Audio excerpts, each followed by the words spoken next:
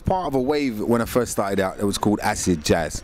It was myself, Brand New Heavies, Young Disciples, Incognito. Incognito was actually before all of that, and they called it acid jazz, and somehow got lumped into that category there, which is fine by me. You know, I just feel blessed that I'm still here 25, 26 years later, still making music, you know, and people know my name, and of all ages, which is just a blessing, really.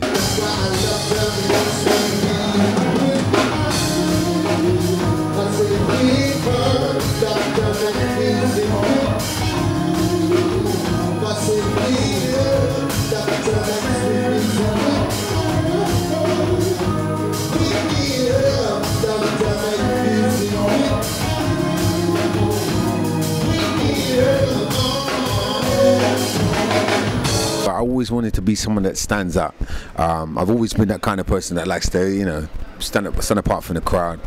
I'll give you a good example. I used to play in a youth orchestra when I lived in Canterbury. We went to Brazil. I was the principal percussionist, and we did a show with a whole orchestra, a big choir. It was 100 and something odd people, and it was on TV. And the next day we did another show, and some guy came backstage with a present of a Milton Nascimento album. Said, "This is for you, because I saw you on TV yesterday and I thought you were the best." This is out of 100 odd people.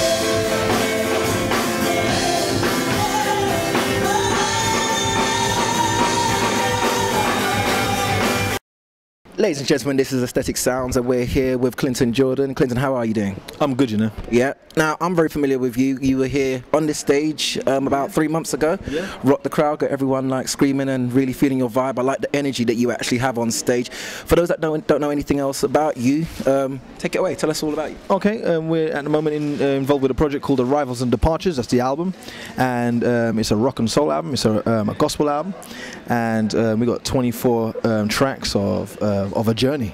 It's a storybook, so it takes you for a whole load of different things, different sets of emotions and feelings and scenes and scenarios, and you know, really just kind of talks about the arrivals and departures of a person.